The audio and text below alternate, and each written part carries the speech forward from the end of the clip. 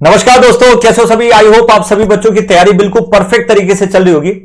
PGCL DT examination के लिए बहुत ही कम समय बचा है और इस कम समय में आपको तैयारी थोड़ा सा एग्रेसिव मोड में करनी पड़ेगी और टॉपर्स की एडवाइस भी यही है।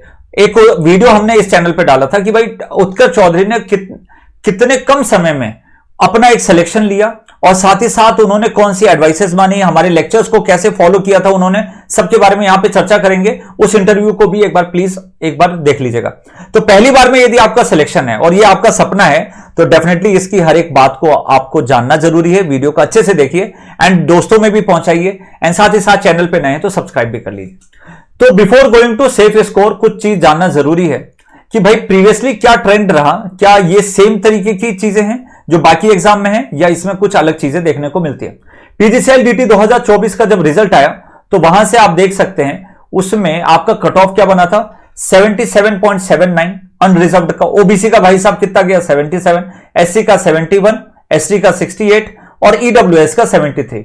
तो हर एक एग्जाम में 62, 65 या 70 का जो क्राइटेरिया दिमाग में रहता है वो यहां पे नहीं लग रहा है यार। आपको ध्यान देना जरूरी है कि यहां पे हर एक रीजन के अंदर जो कट ऑफ्स हैं वो बहुत ही ज्यादा जाते हैं।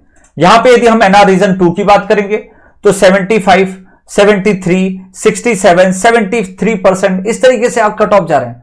चाहे आप किसी भी एक रीजन की एनालिसिस उठा लो, हर एक रीजन की कहानी सेम है। और यदि मैं बात करूं तो कितना सेफ इसको लेके चलना चाहिए वो है 75 से 80% का आपको क्राइटेरिया लेना चाहिए दिमाग में कि भैया इससे हम कैसे भी करके ऊपर बनाएंगे, तभी आप सिलेक्शन। यह है भाई आपका अनरिजर्व्ड कैटेगरी का। ओबीसी में बात करें तो थोड़ा कम ले लीजिए, ठीक है। तो आपका 70 से 76% तक आपका जाने के चांसेस है। ऐसे ही आपका एससी ले सकते हैं तो लगभग 65 से 70% का क्राइटेरिया रखिए। इस तरीके से दिमाग में रखिए और इससे ऊपर अचीव करने की कोशिश करिए क्योंकि कंपटीशन पक्का टफ है और आपको मैंने दिखाया भी प्रीवियस ट्रेंड के अकॉर्डिंग। तो भाई तैयारी करने के पहले समय कितना बचा है वो भी पता चलना चाहिए। तो देखो बच्चों 2023 में जो आपका 2023 का जो पेपर था जो एक्चुअली 24 में उसका रिजल्ट आपका दिया गया तो उसमें आपका ये क्या बताया सर 2023 में उसका 1 अक्टूबर को सर्कुलर जारी होता है। वो बोलते हैं कि भैया एक महीने बाद, लगभग एक महीने बाद मतलब 24 नवंबर को हम पेपर आपका कंडक्ट करवा लेंगे और उसके एक महीने बाद आपका इमीडिएट ज्वाइनिंग भी हो गई। तो आप यदि देखिए यदि हम 2025 का सिनेरियो कैलकुलेट करते हैं, अभी तक यदि जनवरी के एंड में पेपर होना होता बच्चों तो अभी तक आपका इंटीमेशन दे दिया होता या सर्कुलर कुछ आ गया होता, अभी तक नहीं आया। तो इसका मतलब आपके पास ये जनवरी के बाद ही पेपर होगा। तो अभी कितना मोटा मोटी मान लें तो आपके जो अभी चांसेस बन रहे हैं फरवरी के एंड तक आपके चांसेस बन रहे हैं। तो अप्रोक्सीमेटली आप ले लीजिए कि यहां पे तो 45 डेज से लेके लगभग 60 डेज की ही आप प्लानिंग करिए, इससे ज्यादा दूर मत जाइए, अदरवाइज आप लॉस में चले जाएंगे। दूसरी चीज बात करें तो इस प्लानिंग को इंप्लीमेंट करने के लिए आपको टेक्निकल एंड नॉन टेक्निकल पे फोकस करना पड़ेगा। इलेक्ट्रिकल वाले बच्चे आपको टेक्निकल में आपको पता ही है कि स्टार्टिंग के ये जो 5 सब्जेक्ट मैं बता रहा हूं ये सबसे मोस्ट इंपॉर्टेंट है, लगभग आपका 75% का क्राइटेरिया फुलफिल करते हैं। और ये 75% यदि तुमने अचीव कर लिया तो बहुत कुछ आप कर लोगे उस एग्जाम में, सिलेक्शन के बिल्कुल पास में ही हो आप समझो। बाकी ये नॉन कोर सब्जेक्ट इनको मैं नाम देता हूं एंड नॉन कोर सब्जेक्ट में आप बाद में प्रिपेयर कर सकते हैं।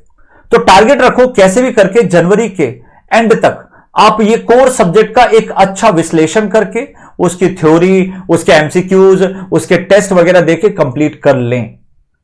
और यदि हम लोग बात करें कि भाई नॉन कोर सब्जेक्ट तो फरवरी के लगभग 15 डेज के अंदर बाकी सब सब्जेक्ट का रिवीजन कर लीजिए। तो बात तो यह है कि भाई टेक्निकल सब्जेक्ट की तो इस पे फोकस करिए। भाई पावर सिस्टम बहुत अच्छे से रिवाइज करिए, मशीन के अच्छे क्वेश्चंस आते हैं। हमने अपने चैनल में बहुत सारे जो प्रीवियस एमसीक्यूज है, पीवाईक्यूज है वो करवा के रखे, प्लेलिस्ट में जाके चेक कर लीजिएगा, वैसे क्वेश्चन का ट्रेंड बनता है, ठीक है। अब नेक्स्ट यदि हम लोग बात करें तो करें कैसे, इसमें स्ट्रेटेजी कैसे फाइनलाइज करें। तो आपको भी पता है यहां पे टेक सब्जेक्ट भी आ रहा है जो लगभग 100 कितना है 120 क्वेश्चन 120 मार्क्स के लिए, प्लस आपका नॉन टेक भी आ रहा है। तो नॉन टेक के अंदर आपका कितना है, आपका 50 क्वेश्चन 50 मार्क्स के लिए, ठीक है। अब आपको कितना कितना करना है तो मैंने आपको बोला कि 75% के आसपास आपका कोर सब्जेक्ट आ जाता है तो पहले जनवरी में खत्म कर देना। बट एक चीज नॉन टेक को लेके है कि सर इसके अंदर इंग्लिश भी आ रहा है, इसके अंदर रीजनिंग भी आ रही है, इसके अंदर एप्टीट्यूड भी आ रहा है, इसके अंदर जनरल अवेयरनेस भी आ रहा है।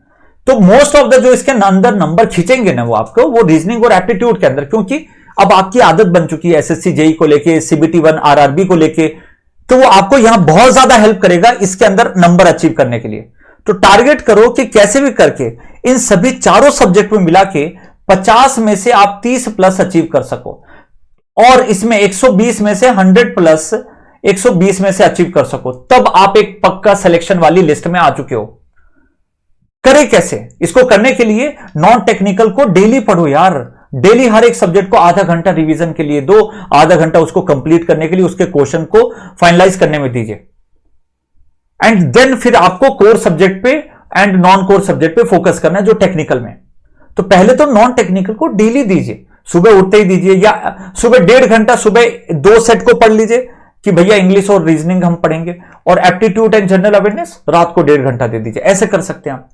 बीच में आपके कोर सब्जेक्ट को पकड़िए, उसको आपका थ्योरी पकड़िए, ठीक है, उसके आप शॉर्ट नोट्स बनाइए, ठीक है, शॉर्ट नोट्स बनाइए, साथ में आप उसके जो एमसीक्यूज हैं, जो क्लास में एमसीक्यूज है वो प्रैक्टिस करिए, उसके सब्जेक्ट वाइज टेस्ट दीजिए। तब आप समझना कि भैया आपका एक सब्जेक्ट कंप्लीट हुआ है, तब समझना कि आपका एक सब्जेक्ट पूरा, ठीक है, अच्छे तरीके से रिवाइज हो चुका है, एक एक चीज आपने कंप्लीट करनी है और एग्जाम के लिए आप रेडी हो। सब्जेक्टिव टेस्ट देना बहुत जरूरी है, तभी आपको अंदाजा लगेगा कि कहीं ना कहीं आपके उस सब्जेक्ट पे कितनी कमांड है। कुछ मान लीजिए हो सकता है नहीं बने कई क्वेश्चन, कोई दिक्कत नहीं है, उनको लिख लीजिए एक व्हाइट पेज के अंदर, वो लिस्ट बनाइए कि कौन कौन से टॉपिक अच्छे से कवर नहीं है, जिसके कारण ये आपका टॉपिक अटक रहा है, ये क्वेश्चन अटक रहा है, तो वहां से वो एनालिसिस होती है। तो गिव योर मल्टीपल टेस्ट, जितना टेस्ट दोगे उतनी आपकी बेटरमेंट आएगी। तो जो गलतियां एग्जाम में हो सकती हैं वो गलतियां आपके टेस्ट में होकर खत्म हो चुकी होंगी, एंड मोस्टली देखा गया है कि बहुत सारे टेस्ट में जो हम लोग करवाते हैं वैसे ही क्वेश्चन आपको एग्जाम में भी मिल जाते हैं। वीकली 1 मॉक टेस्ट दीजिए। यदि आपका सिलेबस खत्म हो चुका है तो पक्का आपको देना ही चाहिए, यदि आपका नहीं हुआ तब भी आप एक मॉक टेस्ट दीजिए, तो आपको पता चलेगा कैसे कोई भी क्वेश्चन टाइमली करना चाहिए। सीबीटी 1 का एग्जाम हुआ, बहुत सारे बच्चों का क्वेश्चन छूटा। एसएससी जेईई के अंदर एग्जाम हुआ, बहुत सारे बच्चों का टेस्ट क्वेश्चन छूटा, जबकि वो बच्चे पढ़ने में अच्छे थे। टाइम मैनेजमेंट एक इतना बड़ा फैक्टर है जो इजी क्वेश्चंस को भी बहुत टफ बना के चला जाता है। तो just try to focus on the test, तो आपको पता चलेगा टाइमली कैसे चीजों को पकड़ा जाता है, चीजों को रिकॉल कैसे किया जाता है। तो वो टेस्ट बहुत अच्छा यहां पे गतिविधि। पर याद कैसे करें रिकॉल करने के लिए, समय को बचाने के लिए, तो वो तो टेस्ट दे ही रहे हो, पर साथ ही साथ आप इससे शॉर्ट नोट बनाइए। अब शॉर्ट नोट में क्या क्या इंक्लूड करें? शॉर्ट नोट में इंक्लूड करिए भाई आपकी जो थ्योरी के जो इंपॉर्टेंट आईएमपी पॉइंट किसी टीचर ने कराए होंगे, मैं अपने सब्जेक्ट में कराता हूं, लोकेश अपने सब्जेक्ट में कराते हैं, ठीक है, और ऐसे ही यदि कहीं और पे पढ़ रहे हो तो वैसे हर एक टीचर अपने अपने सब्जेक्ट में कराते हैं। साथ में एमसीक्यू सॉल्व करिए, तो आपको आइडिया लगेगा कि इस टॉपिक में कुछ ऐसे फॉर्मेट थे जो आपने ध्यान देने की जरूरत है।